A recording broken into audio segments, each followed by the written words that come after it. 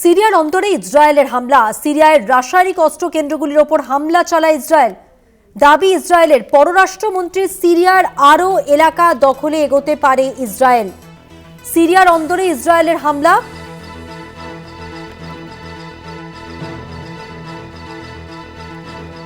সিরিয়ার রাসায়নিক অস্ত্র কেন্দ্রগুলির ওপর হামলা। পররাষ্ট্রমন্ত্রীর সিরিয়ার আরও এলাকা দখলে এগোতে পারে ইসরায়েল।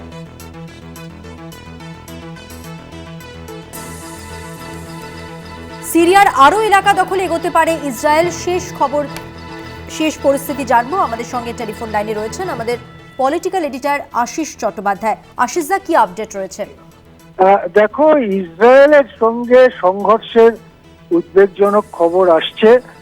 আমরা এর আগেই শনিবার থেকেই আমরা বলছিলাম যে গোলান হাইটস অঞ্চল, অর্থাৎ সিরিয়া ইসরায়েলের অধিকৃত আরব অঞ্চল গোলান হাইটস, এর আগে আরব ইসরায়েল যুদ্ধের সময় এই এলাকা দখল করে নিয়েছিল ইসরায়েল।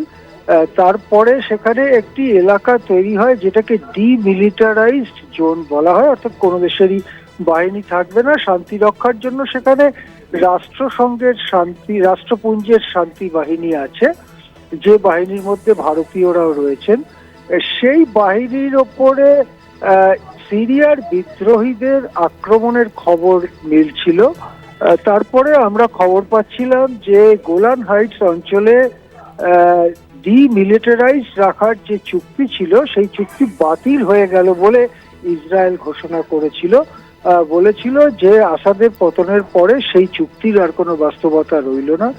এরপরেই আমরা খবর পাই যে গোলান হাইটস অঞ্চলে ইসরায়েল বড় বাহিনী নিয়ে আসছে। তাদের ৯৮তম ডিভিশন ইসরায়েলি বাহিনীর, সেনাবাহিনীর, তাদেরকে সেখানে নিয়ে আসা হচ্ছে। বড় ধরনের মিলিটারি চলাচলের খবর আমরা পাই। এরপরে এখন ইসরায়েলের পররাষ্ট্র মন্ত্রক থেকে পররাষ্ট্রমন্ত্রী সরাসরি জানিয়েছেন যে সিরিয়ার অন্দরে হামলা চালিয়েছে ইসরায়েল। ইসরায়েলের বক্তব্য হচ্ছে যে সিরিয়ার মধ্যে রাসায়নিক অস্ত্র তৈরির যে সমস্ত কেন্দ্র ছিল সেগুলো নষ্ট করবার জন্যই এই হামলা চালানো হয়েছে।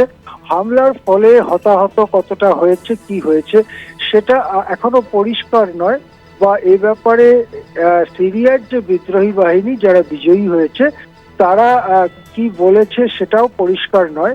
কিন্তু এটা স্পষ্ট যে সিরিয়ার অন্দরে হামলা চালাচ্ছে ইসরায়েলি বাহিনী, এবং সিরিয়ার সঙ্গে ইসরায়েলের সংঘাত এটা বাড়ছে, আরো বাড়তে পারে, এবং আরব দুনিয়ার সঙ্গে ইসরায়েলের যুদ্ধের পরিস্থিতি তৈরি হতে পারে। ইতিমধ্যেই হামাস এবং হেজবুল্লাহর সঙ্গে যে যুদ্ধ ইসরায়েলের চলছে তাতে হামাস হেজবুল্লাহর পক্ষে ইরানের সমর্থন রয়েছে, রাশিয়াও হয়তো কিছুটা সমর্থন করছে। অন্যদিকে ইসরায়েলকে টাকা পয়সা, অস্ত্র শস্ত্র সব জুগিয়ে যাচ্ছে আমেরিকা এবং পশ্চিমী দুনিয়া। সুতরাং যুদ্ধ যেটা ইতিমধ্যেই চলছিল হামাস এবং হেজবুল্লাহর সঙ্গে ইসরায়েলের, তার পরিধি বেড়ে যাচ্ছে এবং পৃথিবীর বিভিন্ন জায়গায় ওয়ার জোন তৈরি হচ্ছে, যুদ্ধের এলাকা তৈরি হচ্ছে। সেটা রাশিয়া ইউক্রেনই হোক, আরব বনাম ইসরায়েলই হোক, বড় বড় যুদ্ধের এলাকা তৈরি হচ্ছে।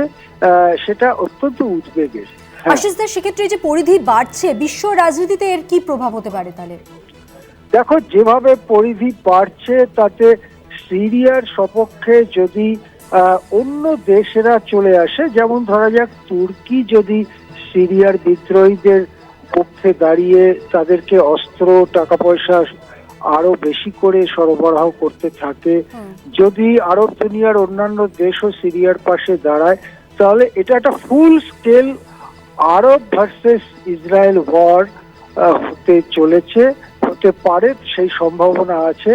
সেক্ষেত্রে ইউক্রেনের যুদ্ধ, যেখানে প্রকৃতপক্ষে পশ্চিমী দুনিয়ার সাথে রাশিয়ার যুদ্ধ চলছে, যেখানে রাশিয়াকে সমর্থন করছে চীন, সেই যুদ্ধ একদিকে যেমন চলছে ইউরোপিয়ান থিয়েটারে, ইউরোপে, তেমনি এশিয়ান থিয়েটার খোলা হচ্ছে। সেখানে আরব বনাম ইসরায়েল যদি যুদ্ধ হয় তাহলে এটা একটা বিশ্বব্যাপী যুদ্ধের দিকে কি এগোচ্ছে এই ধরনের আশঙ্কা কিন্তু ক্রমাগত জানা বাড়ছে। অনেক ধন্যবাদ। কথা বললাম পলিটিক্যাল এডিটর আশিস চট্টোপাধ্যায়ের সঙ্গে।